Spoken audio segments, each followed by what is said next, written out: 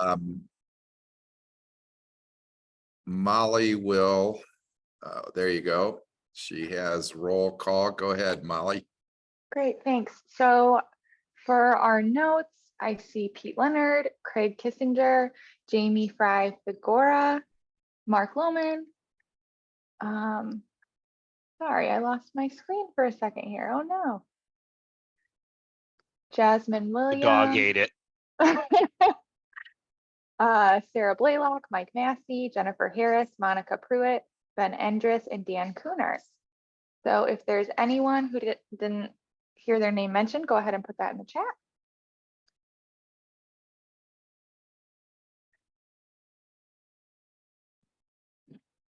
And Mark, if you want to kick us off, that would be great.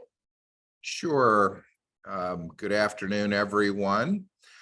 I want to relate a brief but very significant success story.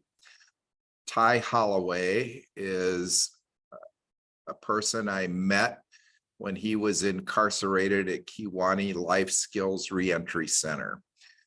He has been released on parole since this month in 2019.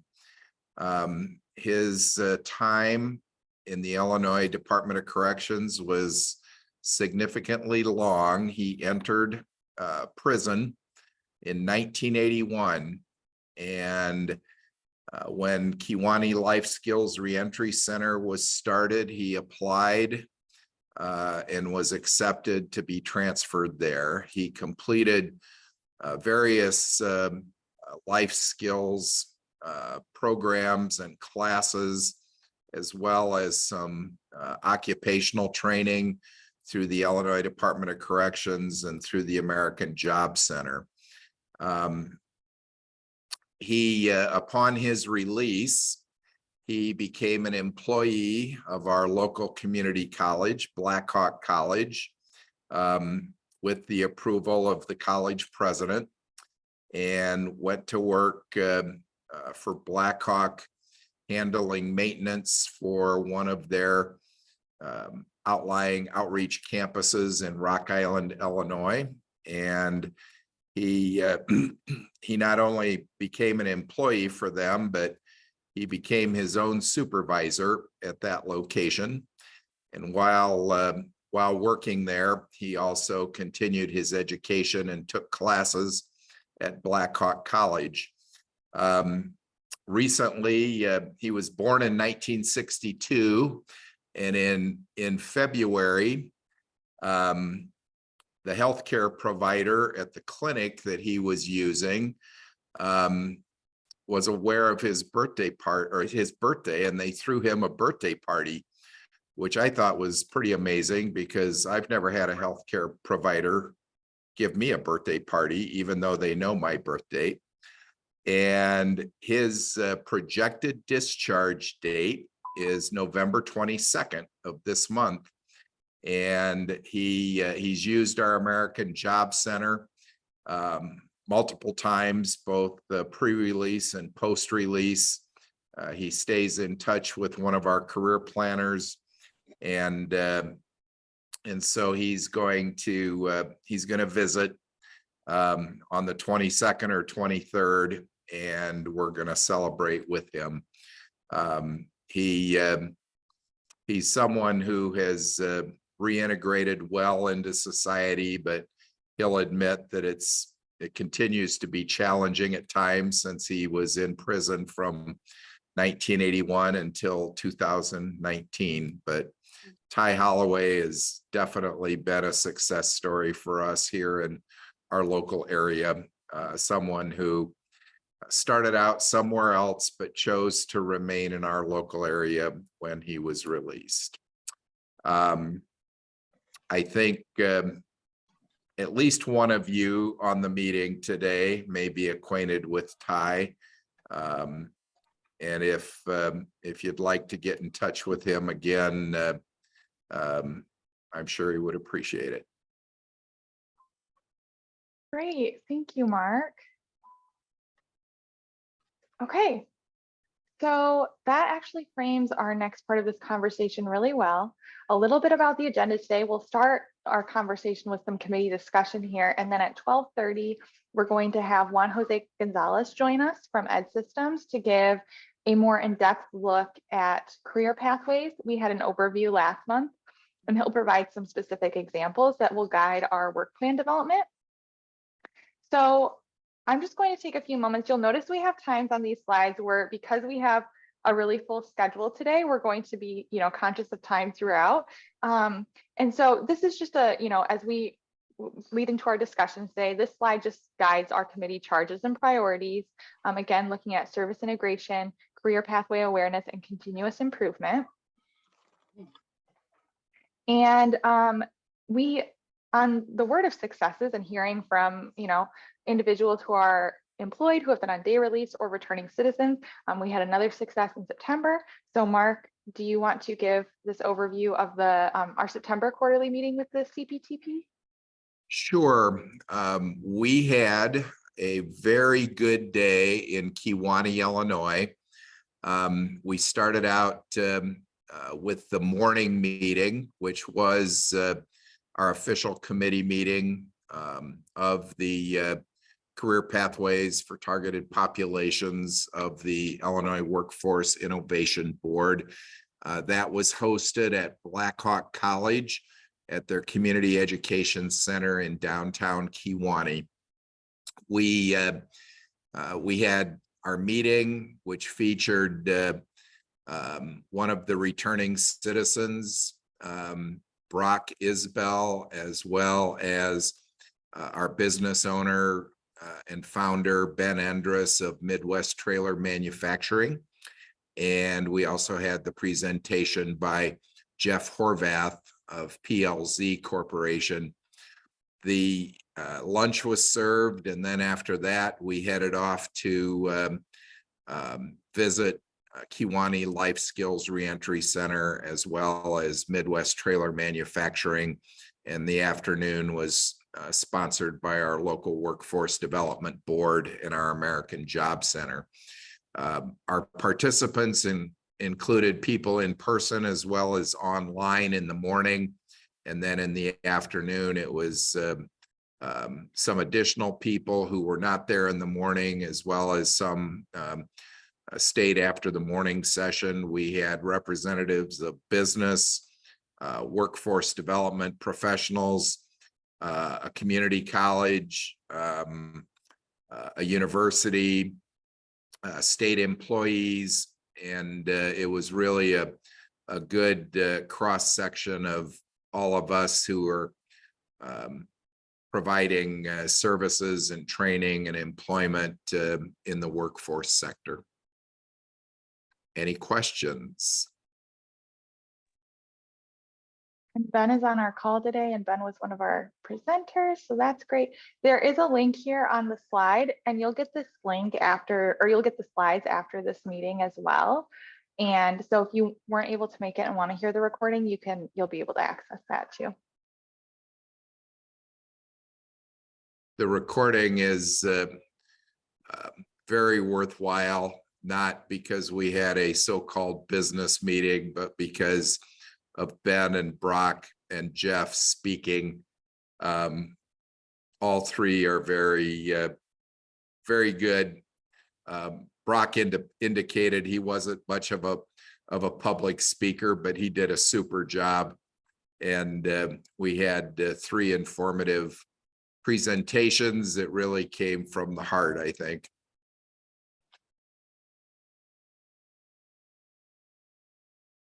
Okay, I think I got us back on schedule, Molly. This is great, yeah. And I see that Juan Jose has joined the call. And I just wanted to confirm, Juan Jose, if you want to present now, you can do that, or we can still plan on 12:30. He may have stepped away for a second, so I just wanted to Yes, yeah, I can present as early as you want me to. I'm ready whenever now. Okay, well, Mark, what do you think about in the efforts of time if Juan Jose presents first? Sure, that'd be great. Okay, and do you want to share your screen, or would you like me to share your slides? I can share my screen, yes. Okay, awesome. You should be able to. If there's any issues with it, just let me know and I can make you a co-host. Okay. I think I'm good. Let me just get the right page and then we'll be good to go.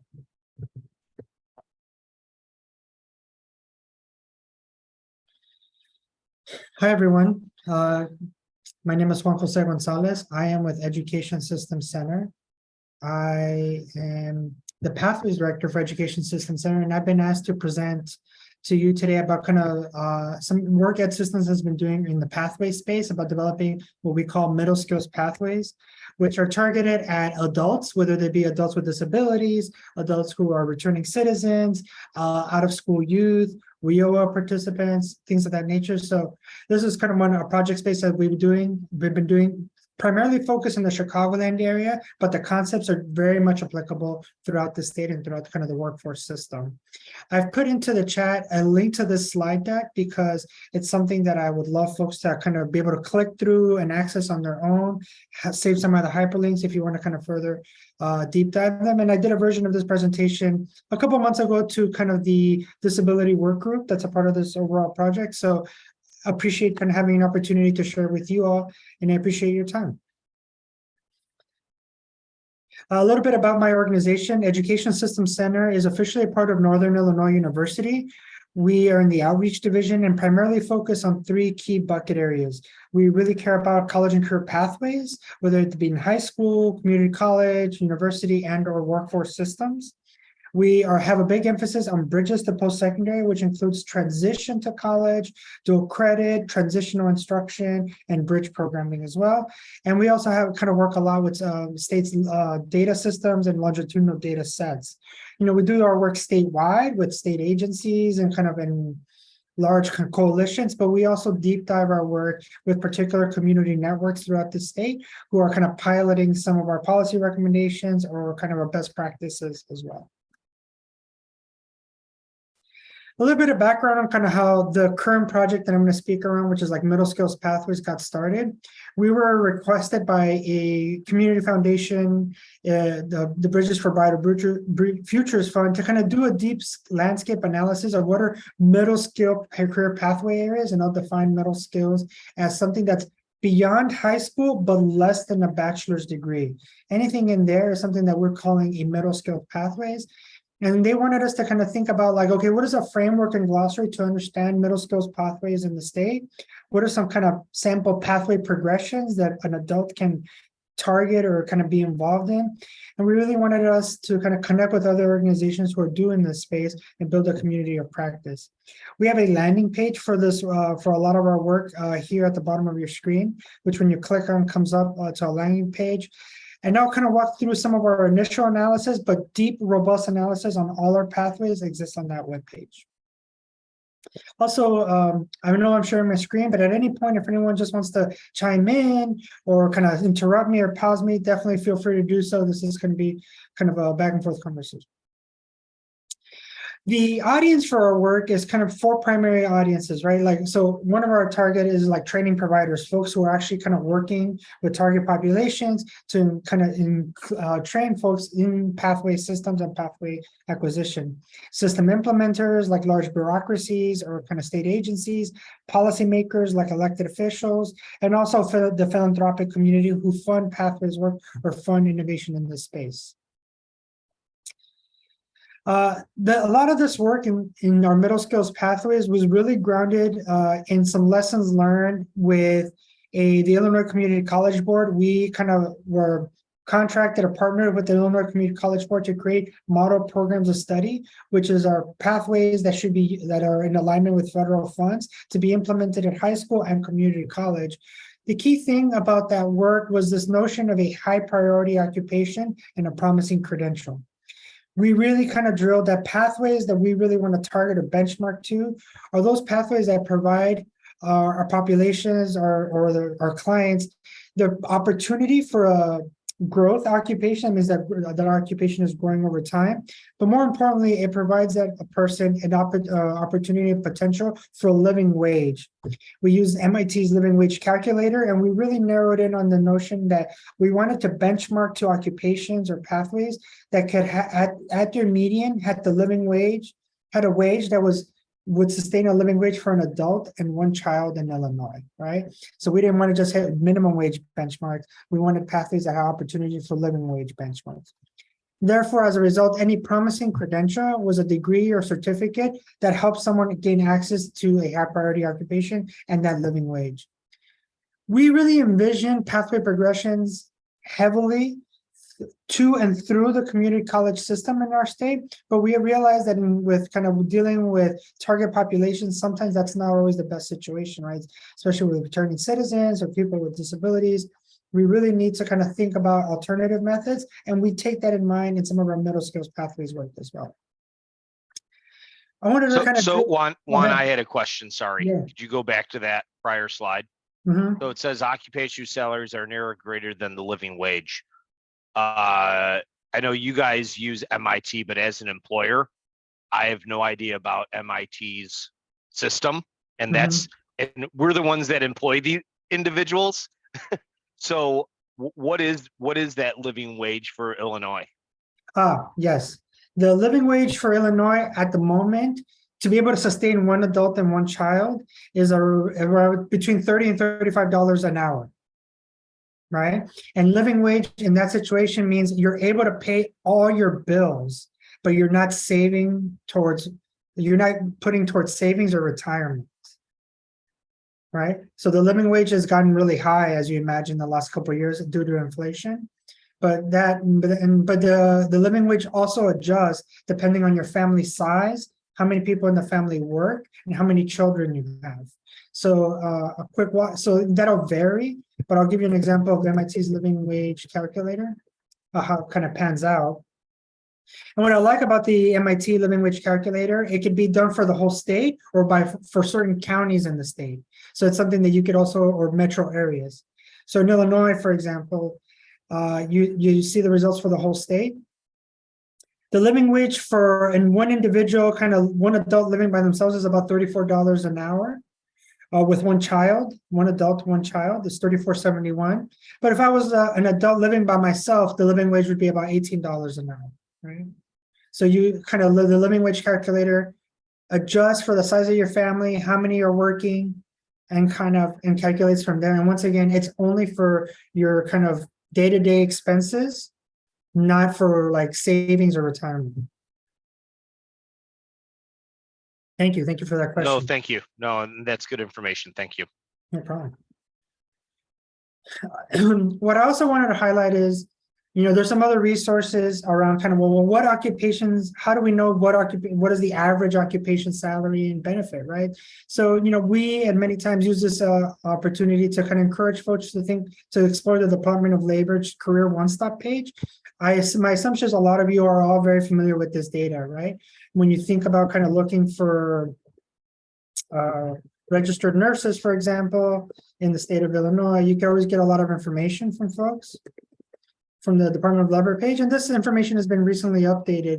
So when we are kind of thinking about pathways, we're using a lot of the Department of Labor data for a certain occupation profile and matching that up with kind of the living wage criteria.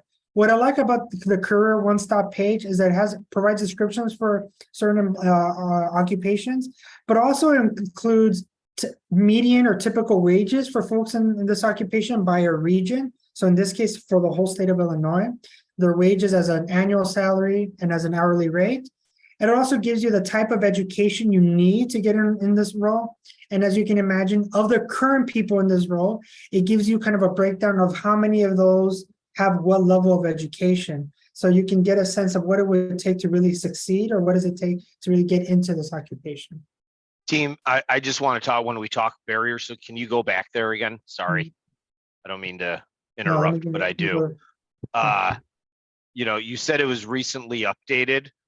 As a business professional, we deal with this all the time. I thought I saw somewhere it was as of 2020. I would say, yeah. That's not updated wages. That's horrific. As a business owner trying to use Bureau of Labor Statistics information and to keep current with what's going on in the area, this is not a good source of data. Because We- as we know, wages in the last 2 years, specifically in the last 12 months, inflation for the rolling 12 months is running 7.9%, and many employers in 2022 gave increases, on average of 5% in order to keep up with others in the area. So Yeah, it's just interesting that, they say it was just updated, but it's 2 years old. Yeah, I think what I'm noticing is they normally update in 3-year cycles, right? So 2020 might have been the last one, and I think they updated as a result of the pandemic for their 10-year projections, and it is a survey that the Bureau of Labor Statistics does of occupiers, so they have to kind of get those survey responses and roll those up. Oh, I'm yeah. familiar. I've participated. I'm familiar how it works. I'm just commenting. We submit payroll dollars to the state every month minimally. So There's some private sector kind of conglomerate of this data that is pretty accurate on kind of like job descriptions and salary. The only thing that I worry about I would say the Bureau of Labor Statistics is the only place where those salary and job descriptions are aligned with like education levels, right? So that's where you get maybe a kind of more holistic picture. But yes, you're right. Sometimes it's not real time enough, right? So perfect. Thank you.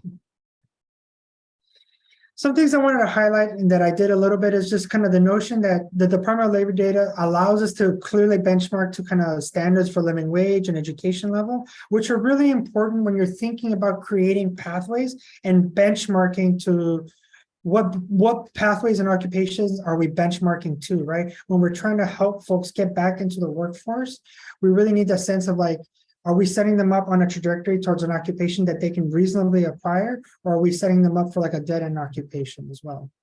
They also the Department of Labor typically has like 10-year projections as well that I've noticed been updated as a result of kind of the pandemic and the reshifting of employment trends as a result of the pandemic.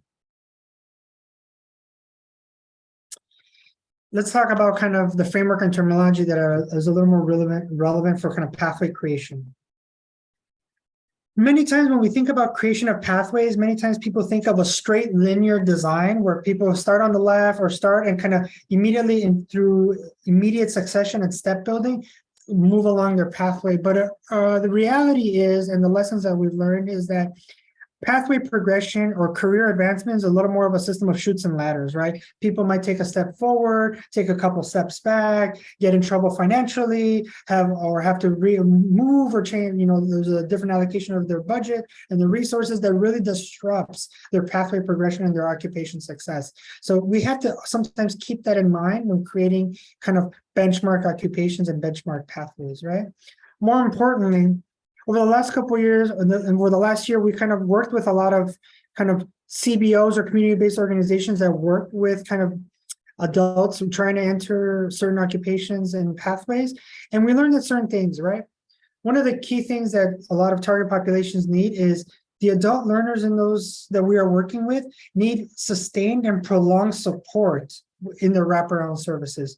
Specifically meaning that many times our funding structures in our state are set up such that people are supported until their first and initial job placement, right? Like, hey, I'm going to help you become a CNA. And as soon as you get your CNA credential and get that first CNA job, like I check off my box that we are done with your workforce placement and my support ends or ceases with you. But in reality, participants or clients need ongoing support even after their job placement, right? They need to sustain their job. And if they want to advance to a living wage occupation, they need additional support to maybe seek additional post-secondary training and navigating the bureaucracies of additional training or community college.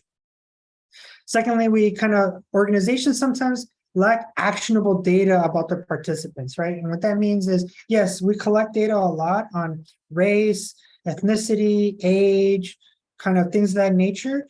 But a lot of our kind of CBO partners talked a lot about like, hey, I wish I understood someone's motivation, reasons for choosing a certain occupation, kind of the stability of their home or the access to the transportation. So I can have a better sense of what is the right pathway for them. And I can better coach and counsel them towards actionable results.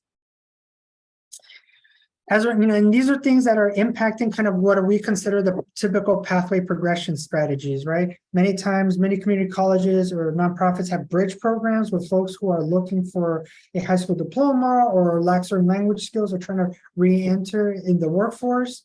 Many times folks also come with prior work or prior learning that needs to be kind of articulated into a technical training program or a community college. And we also think we should also be thinking about things like transfers or acceleration strategies. Many community colleges are now piloting things like prior learning credit, competency-based education, or model pathways that start in high school and proceed through community college. When we think about EdEd systems, what are the right progression strategies that we really think is happening in our state? We really think about kind of like high school strategies on the far left, community college strategies, and then transfer strategies. And we realize that folks enter kind of the pathways framework or pathway system at various points and with different ends. And when they enter the system, they're accessing different levels of occupations. And if they re-enter training, they can access a higher level of occupation. So it's not entirely linear. It's kind of free-flowing back and forth in and out of the pathway training system and hopefully into higher occupations. Once again, for our middle skills pathways work, we really define a high priority occupation as that occupation that is in demand and has the potential for living wage. But we also recognize not all jobs immediately have that, right? Not everything is going to be immediately living wage. So there's some occupations that get you started in an industry, what we consider like a gateway occupation, right? An example of this I think of often is like in IT, like an IT computer support person, or in nursing, like a certified nursing assistant, right? Those roles are not immediately high paying, but they are the entry and the gateway to those higher earning roles like a practical nurse or like a network support specialist and things of that nature, right? What I'm going to spend a little bit of time now is to give you an example of how all these frameworks and all these kind of like definitions were applied into a specific sector and how that kind of informs how we advise, our target audiences and working in pathway development. At Ed Systems, we've done 11 sector analyses, started with health science, information technology, transportation, distribution, and logistics, education, and manufacturing. And we added, as September of this year, 6 new analyses in finance and business, architecture, construction, agriculture, culinary, hospitality, etc. Right? What we looked at is we took data and information from in the Chicagoland area of the WIOA databases, but also using data from the careerpathways.net site, which gives you a sense of all the training that someone could reasonably access in the Chicagoland area. Those databases, though, are also statewide, and this analysis could also be applied at a statewide focus. And what we're looking to do is like, how can someone get some training and reasonably progress in their pathway to earn more credentials and earn more degrees, given the reasonable adult learner or kind of opportunity youth or kind of returning citizen or things of that nature. The one area I want to focus on is, I'll start with as an example, but you should definitely feel free to look at our analyses, is architecture, construction, and energy. Well, one thing that we really kind of discovered in our research is that the construction sector in Chicagoland area, as you can imagine, is in high demand, right? There's expected to be a lot of growth in the region over the next 10 years or through 2026 with a lot of new hires. Many times there's a lot of emphasis in our state on green jobs or like environmentally friendly jobs. And at Ed Systems, our perspective is green jobs are actually just trades jobs or construction jobs by another name, right? Someone who's installing solar panels or kind of weatherizing or part of the usual work that a lot of tradespeople are doing in home construction or office renovations. And when we think about clean energy investments, we're actually thinking about trades, skilled tradespeople, and we should be really focusing on kind of aligning curriculum in that space. And of course, in the trades or architecture and energy, there's going to be union occupations and non-union occupations, and they have differing outcomes, right? Hourly wages are obviously going to be higher for union workers versus non-union, but non-union workers are typically very active in this space around smaller contractors or smaller projects. Maybe they're a little more entrepreneurial by nature or required to be. but they're not earning as much or not as quickly earning the living wage salaries that a union employee would be working or a apprenticeship as well. Now, in the kind of construction area, these are a lot of the trades that are in the Chicagoland area that are high earning, have a lot of growth, and they're a lot of what you expect: construction, electricians, laborers, plumbers, things of that nature. We also wanted to highlight that in this sector, there's a big focus on kind of heating and air conditioning as a very kind of high earning potential degree. But a lot of times folks forget about roles in construction management. Construction management is great for folks who maybe choose not to, or maybe are not able to access apprenticeship or union occupations. Maybe they have kind of problems getting hired by apprenticeships or because of whatever kind of legal issues or disputes. So this is a like worthwhile career opportunity where those folks start as tradespeople as in non-union sectors and transition over to construction management and kind of a small business owner and things of that nature.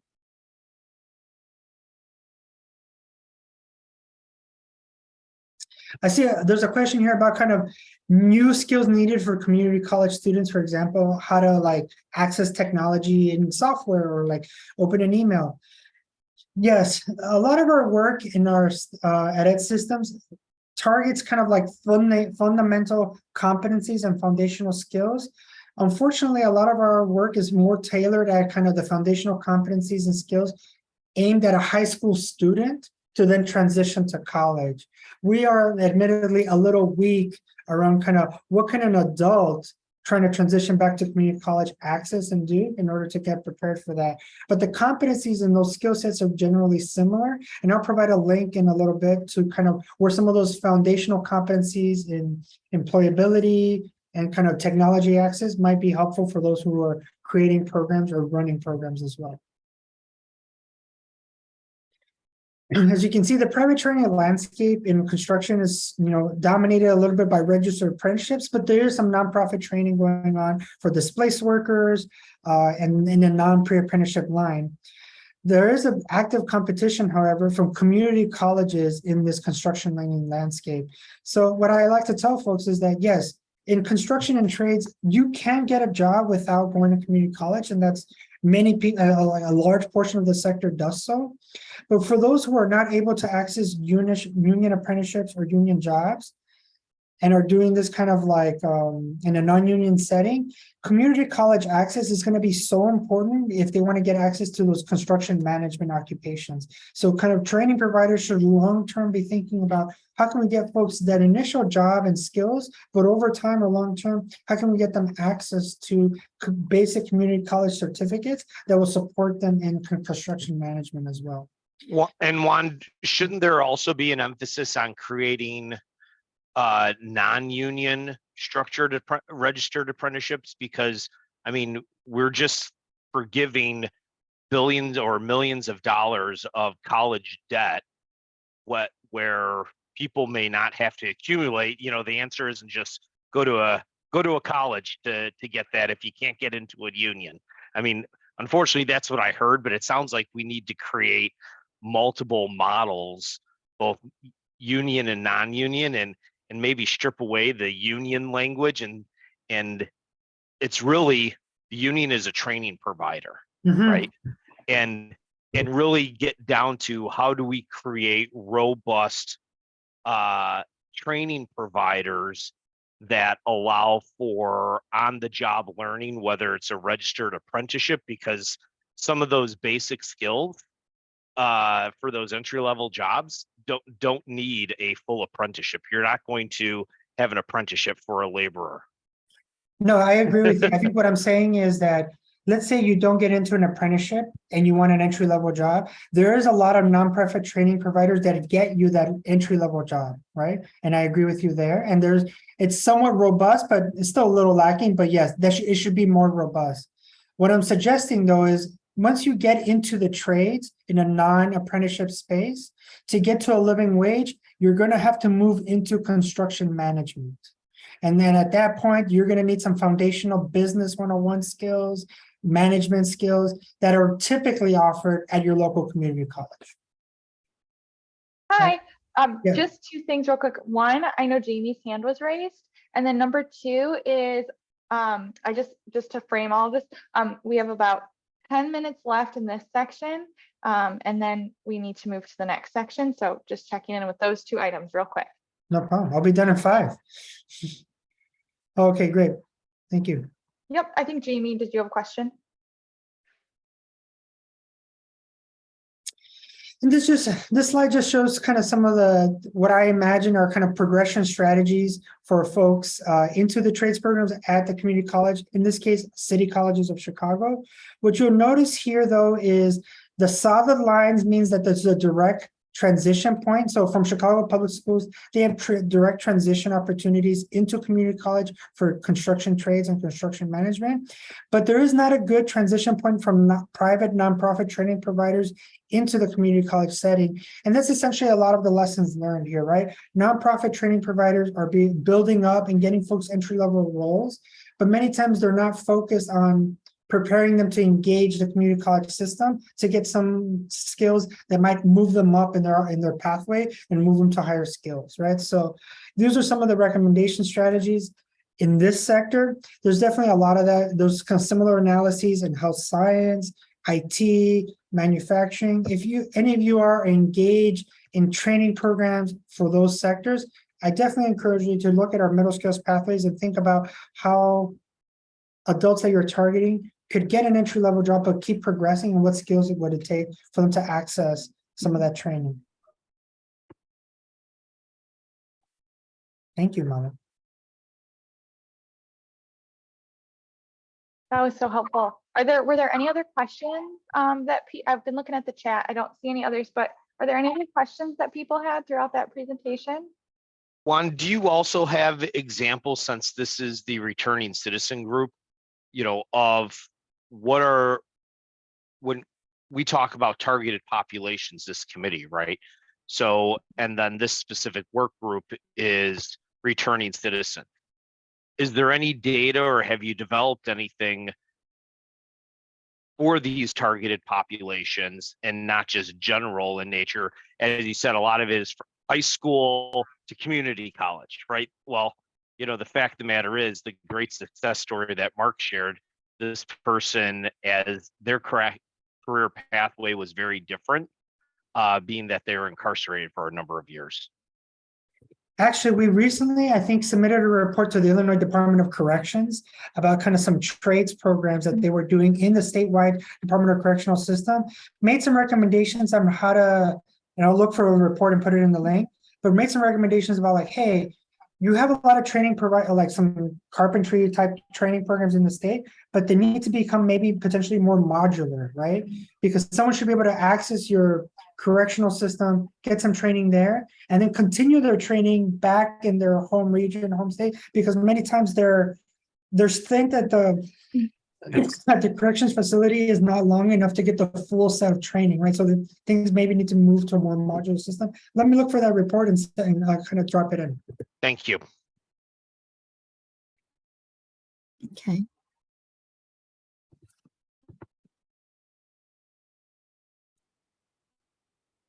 I'm done on my end. I'm just gonna stick around to kind of put some more links, but then thank you very much, Molly. If there's any other questions.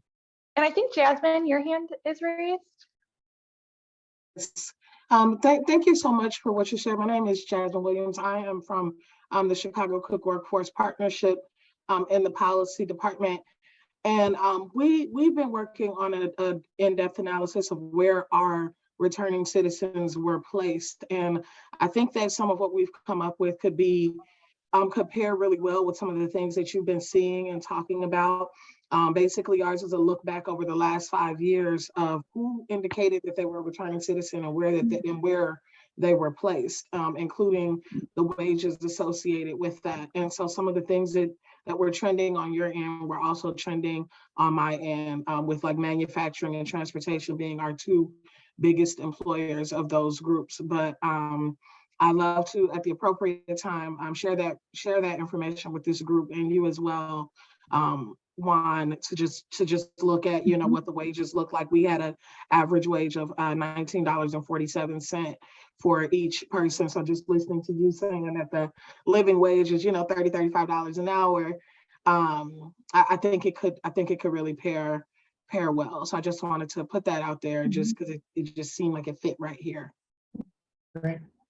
Yeah, and if you want to share, either put it in the chat, send it to me. I can make sure that this presentation, and then as long as that's okay with you, Juan, and then the information from you, Jasmine, goes ahead and gets emailed out to the group with the notes. Right, and it's in the format of a deck right now, so I think we haven't figured out. We've only been kind of sharing it internally, but it matters so much in these circles specifically. I think we haven't figured out the right way to present it, because I kind of don't want to just send a blank deck, but I will follow up with you offline, and we can talk about kind of the best way to get it out to the larger group. Thanks so much. Juan, I was curious, was there any studies done? I know that with the medical profession, certain, like for example, forcible felonies will prohibit some people from going forward. And I was just curious if you've noticed anything in your data sets of which professions were more felony friendly. And it would not, I wouldn't say the data kind of points to a particular area. I would say anecdotally from kind of some of the community-based organization partners we kind of interviewed last year, it was much more in the manufacturing space and trades. A big part of the WIOA system also places people into like truck driving, which is, I think over promises like a little bit of kind of what the potential there is, but there's a lot of energy into that. And that's, that can have a little more flexibility, but I don't know enough about that sector to say confidently that that's like former felon Fredman.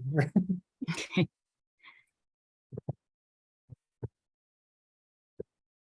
Well, I don't see any more questions at this moment, but this is really, really helpful to hear. And like Juan Jose mentioned, this presentation was also given to the disability work group. So working across the CPTP to make sure we all have an overview of career pathways, examples like were provided here, so that as we work on our work together, that we have these common understandings. So thank you so much for presenting. This was great. And we have the links you have in the chat and we'll send those out with the notes too. Juan, I think the opportunity going forward is as we create and talk about barriers is providing that feedback to you to maybe help develop specific career pathways for the targeted population, not necessarily the industry sector, which was interesting, right? But, how do we take somebody with all these barriers listed and provide that pathway that maybe it's a pulling together the two pieces, right? Thank you. Yes, I think that's right.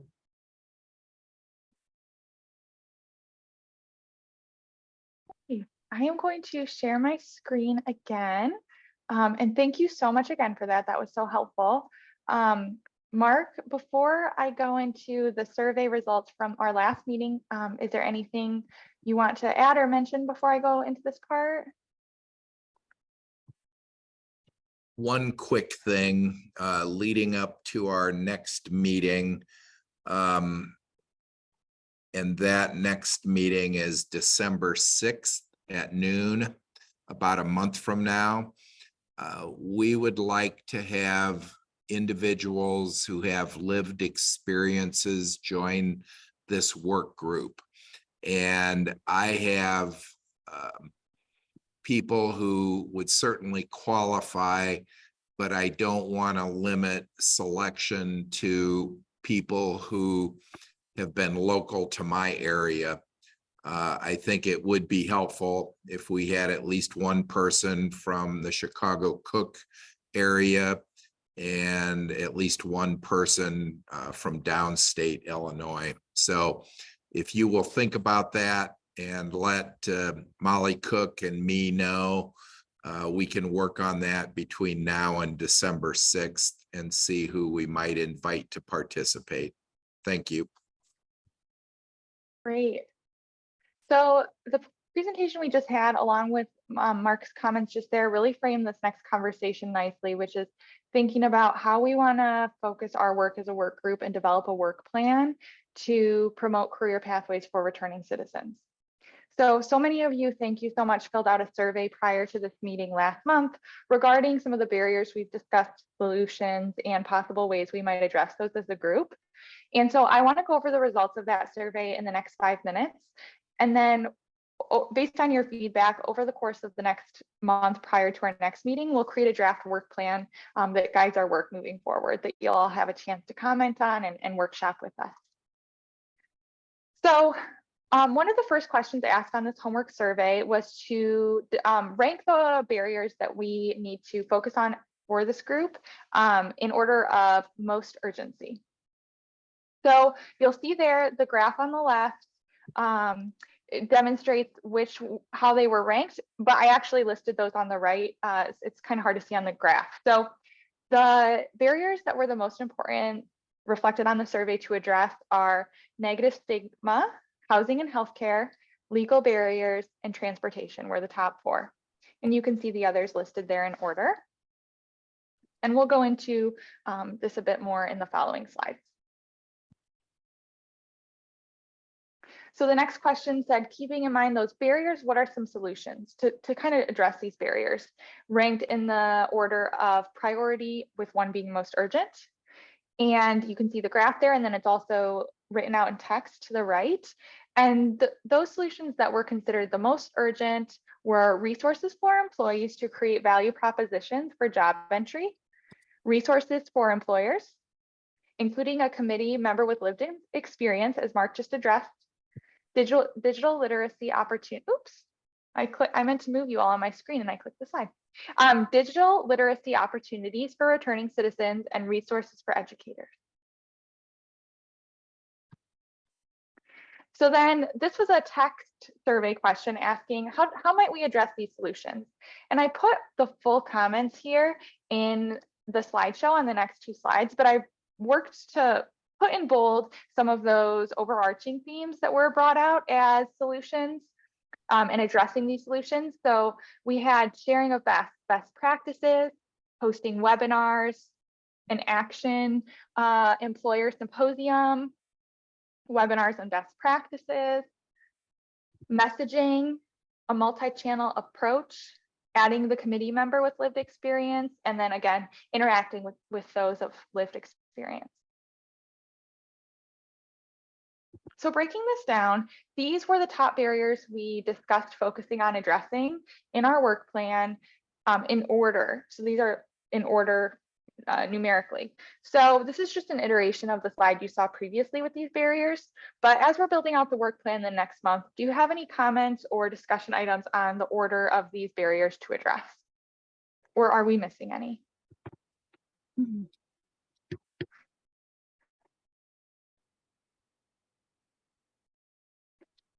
Just really quick, I think negative stigma and partnerships with employer and candidates. I mean, when we talk about webinars and some of those things, I think that those are great ways for us to share some best practices, housing and healthcare and transportation. I mean, that's across the board with all employment. So I just don't know as it relates to this committee, if we're able to move the needle on those two. If I know it's important, but are there other things we can do where we might have greater impact, because those are such large, hairy things. Well, Jennifer, and I agree with you. I think that with housing and healthcare, I was just at a reentry summit, and the incarcerated brought up those 3 things as primary issues. And we all agreed employment is the #1 way for them to resolve those issues, right? Is for gainful employment. So I think if we work on those other ones and figure out ideas to remove those negative stigmas, I think that would go a long way to help solving those 2. Would you agree? Or does the group agree with that? Actually, building off of what Jennifer pointed out, a lack of understanding of working with returning citizens. I know of examples in our area where the lack of selective service registration because someone was in a gang at 17 has prohibited them from qualifying for financial aid at the community college. At our university, there's a procedure to go through, and they're very, I'm trying to think of a polite way to say it. They get it. But just people that are working in the system, that if they would stop and think, if you're in a gang or you're trying to figure out where your food's coming from, they're not really worried about selective service. So maybe moving that up, like Jennifer said, would help bring the employer up a little bit, and then that would take care of the housing and healthcare. What would you think about maybe adding housing and healthcare, as you mentioned, as a bullet point under one of these? And then, like you said, moving that a lack of understanding up, would that make sense to because you said health and housing can come as a result of the employment? I guess if I was looking at it from an attorney standpoint, and like somebody said, where can we make the most impact? If our purpose is helping with returning citizens, we can make the most impact by educating and explaining that there are skill sets. If someone's doing a cocaine trade with a foreign country, I mean, those are marketable skills, just in the wrong context.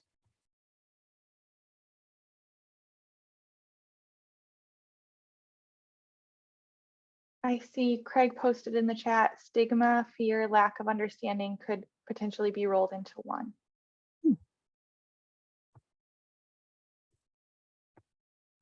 Okay, well, this is all really helpful on this one. So as we're working on this draft work plan, we'll also sort of draft moving some of these, around as we talked about these groupings a bit and implementing your feedback. And again, that work plan, you'll have options, you'll have the opportunity to view it next month, comment on it, things like that, so that we have a good roadmap moving forward. And Molly, just real quick, I'm wondering if we can put housing and healthcare and transportation under partnerships with employers and candidates. I mean, I think maybe that's a good fit, because I think employers need to understand that those are some barriers, right? But that could all be part of a partnership and conversation as we look to make those matches, just so it's not put lower on the list, but to your point, it's integrated into one of the other priorities. Good idea. It looks like Craig agrees. Pete had agreed on some of the points Craig had made. So, okay, that's very helpful.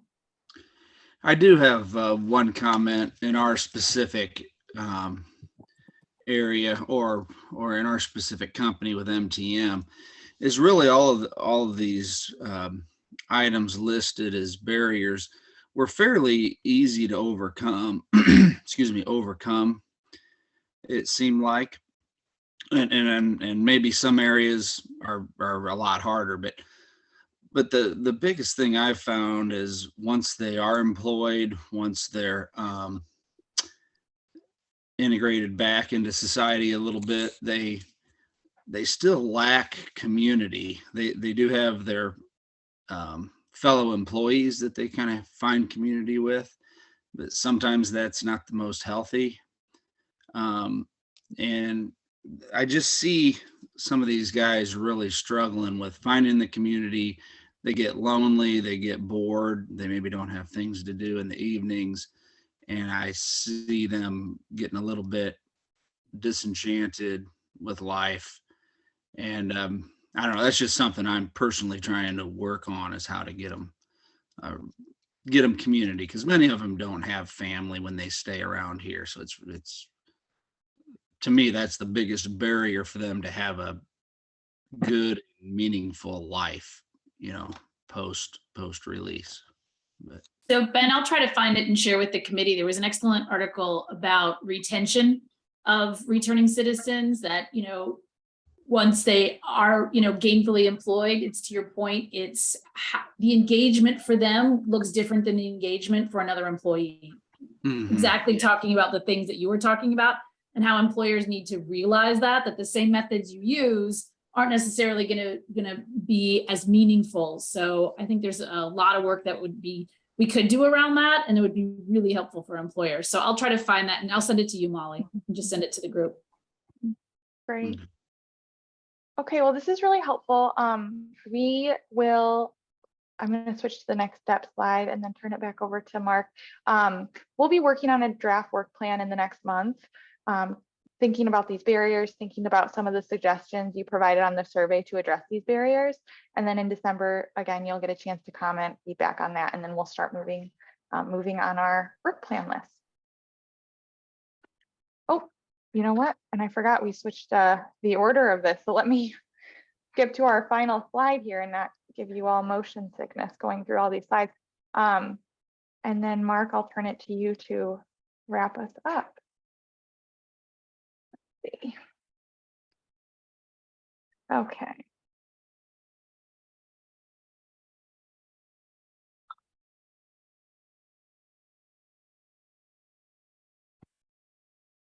I'm having the too many screens open at a time crisis. It's just been averted though, so we're fine now. Okay, go ahead, Mark.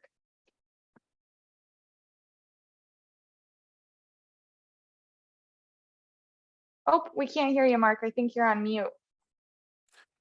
I kind of already did my wrap up because I was afraid we might run out of time, but again, I appreciate all of you. The discussion is always very valuable, and somehow we managed to stay within our budgeted hour.